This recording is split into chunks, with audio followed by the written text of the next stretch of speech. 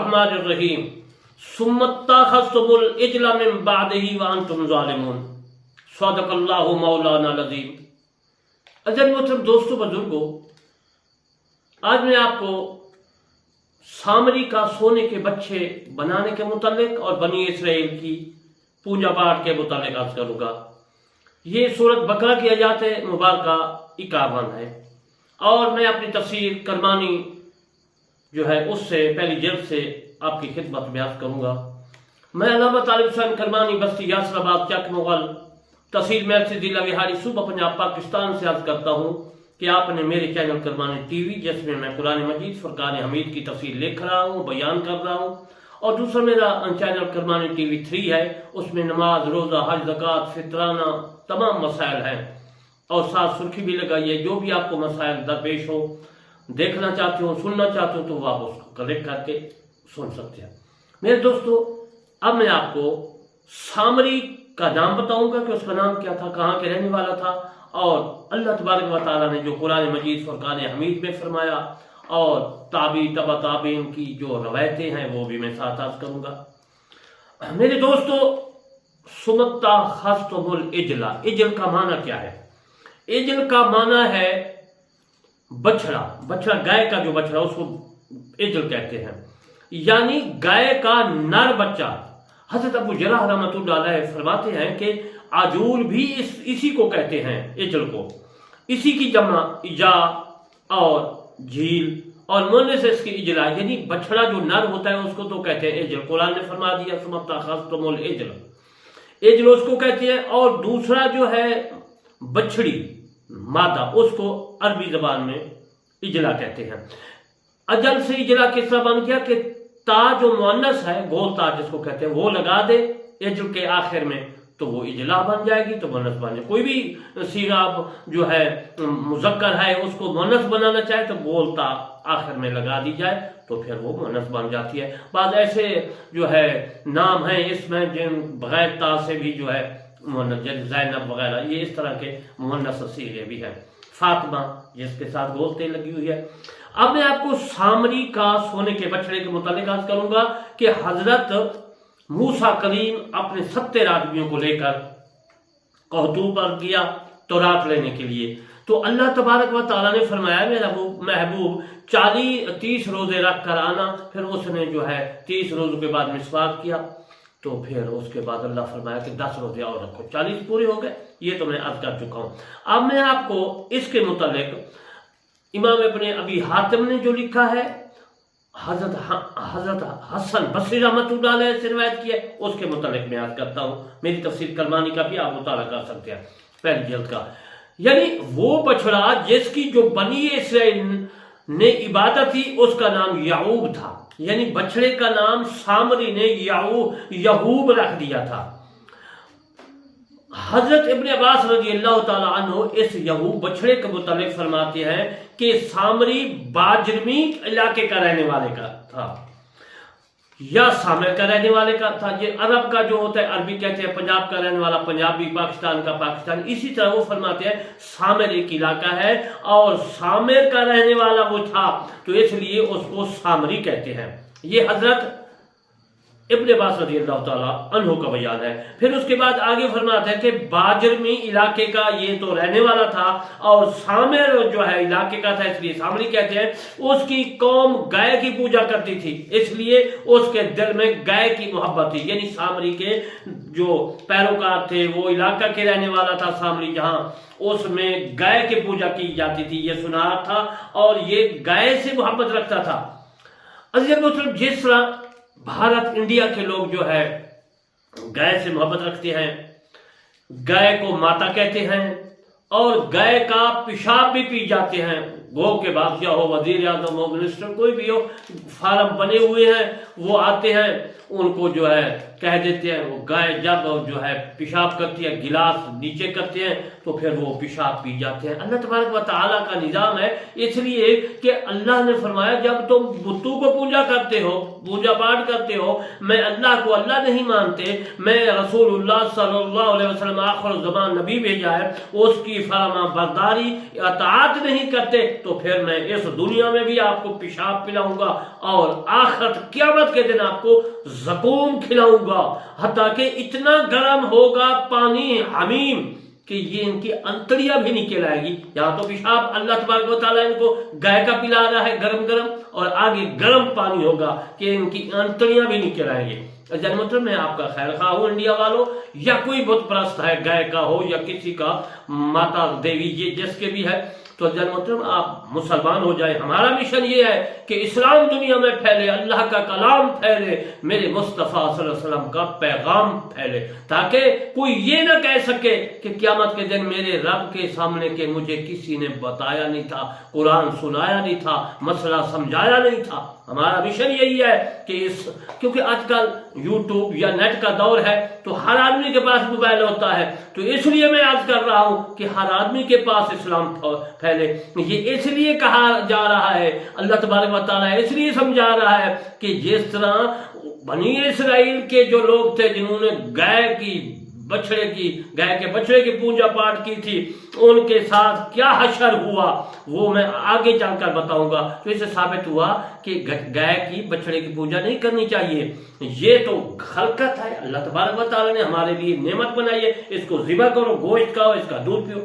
بہرحال میں اب سامری کے متعلق عرض کرتا ہوں کہ کہاں کا رہنے والا تھا، ان کا نام کیا تھا۔ سامری کا نام موسیٰ بن ظفر تھا، یاد رکھیں، سامر کا یہ رہنے والا تھا، علاقے کا نام سامر تھا، اس کا نام موسیٰ بن ظفر تھا، ظفر کا بیٹا موسیٰ تھا۔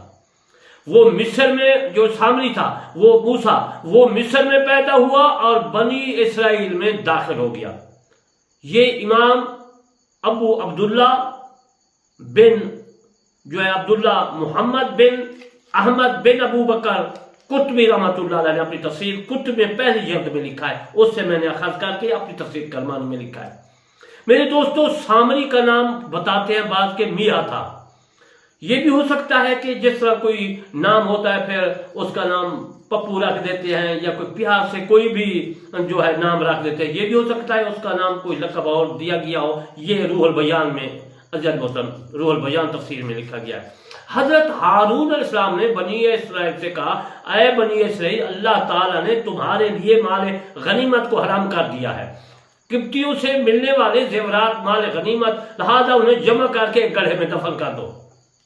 یہ وہ مال غنیمت تھے جب حضرت موسیٰ کلیم بنی اسرائیل کو لے کر آئے تو قبطیوں سے وہ زیورات انہوں نے لے لے، اور وہ زیورات جو تھے وہ حضرت موسیٰ کلیم تو کوہتور پر تورات لینے چلے گئے، لیکن حضرت ہارون علیہ السلام فرمایا یہ زیورات جو ہے اکٹھے کر کے زمین میں جو ہے گڑھا کھود کر اس میں دفن کر دو۔ انہوں نے اسی طرح کیا، زمین میں گڑھا کھودا اور تمام زیورات جو قبطیوں سے لیے تھے وہ زمین میں دفن کر دیے۔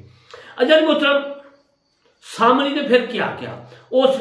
سامری نے وہ گڑھا کھودا، سامری کا نام میں مسیح بھی بتایا، اور پھر اس کا نام عزیز محترم میں کئی جو ہے روایات سے میں نے اس کا نام موسیٰ بن ظفر بھی بتایا۔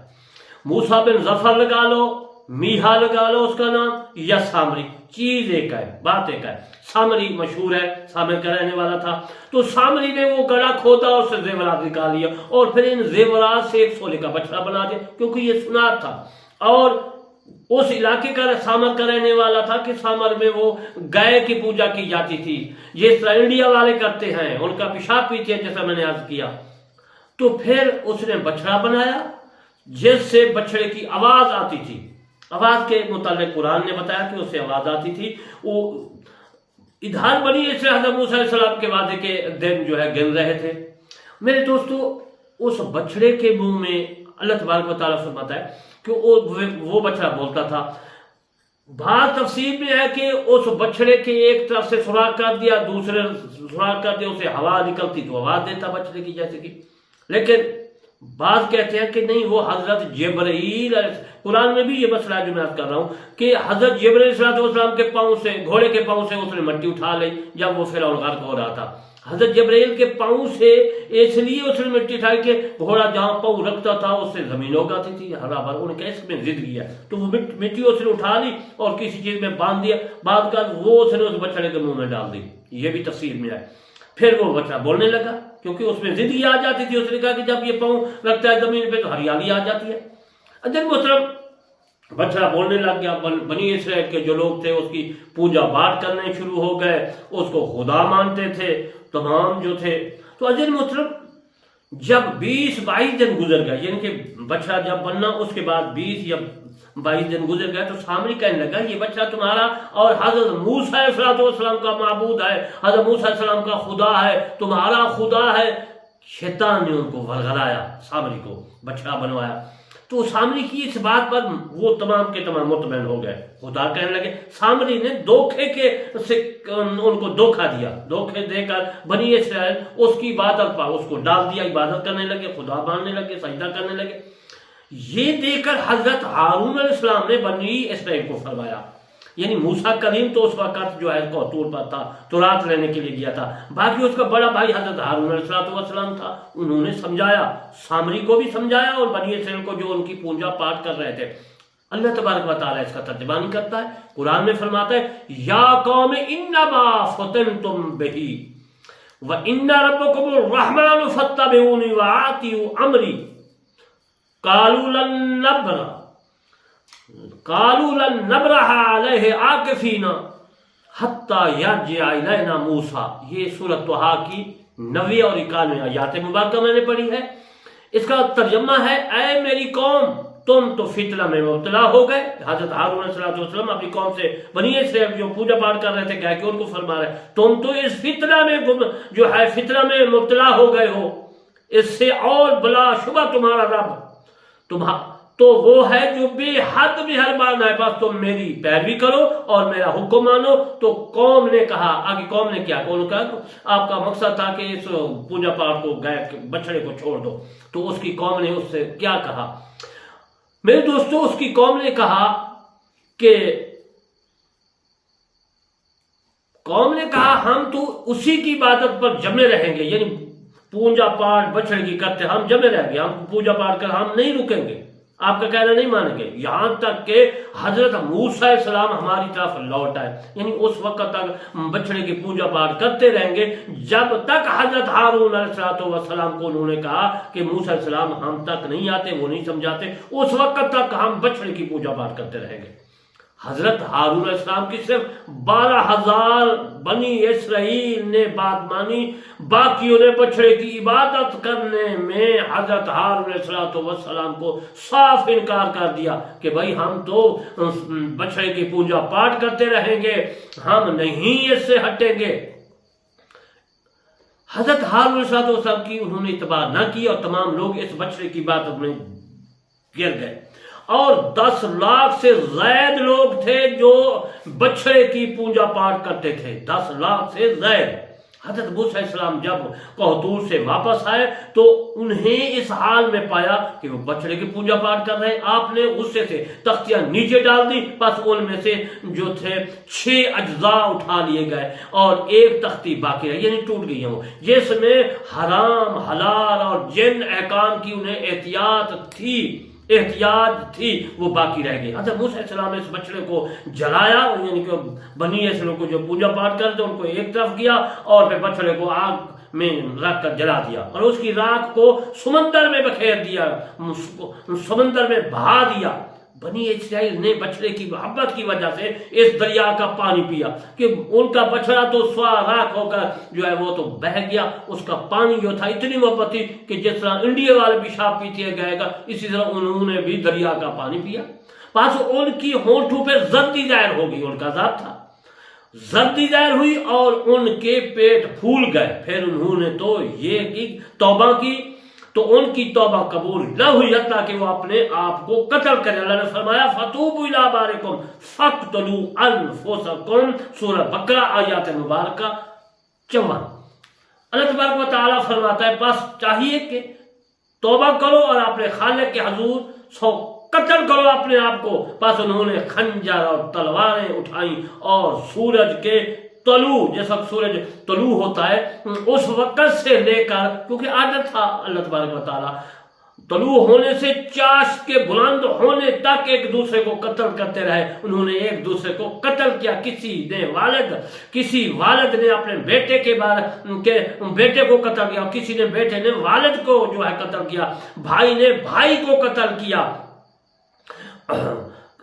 یہ نہ پوچھا تم کون ہو، یہ سامنے آیا وہ اسے تلوار سے قتل کر دیا۔ اسی طرح ہر ایک نے اپنی مثل کو قتل کیا۔ مثل سے مراد ہے اپنے آپ کو، اپنے بھائیوں کو، اپنے رشتہ داروں کو قتل کیا۔ حتیٰ کہ حضرت موسیٰ علیہ السلام نے اللہ تعالیٰ کی بارگاہ میں گڑ گڑا کر التجا کی، یا رب اپنے اسرائیل کو، یہ جو بنی اسرائیل ہے یہ تو ختم ہو گئے ہیں، بس اللہ تعالیٰ نے ان پر رحم فرمایا اور اپنا فضل فرمایا، جو باقی بچ گئے اللہ تبارک و تعالیٰ نے ان کی توبہ قبول فرمائی، اور جو مارے گئے انہیں شہداء میں شمار کر دیا۔ اس بچڑے کی وجہ سے آزمائش میں مبتلا کیے گئے تھے۔ یقیناً تمہارا رب اللہ ہی ہے، پس میری اتباع کرو اور میرا کہنا مانو۔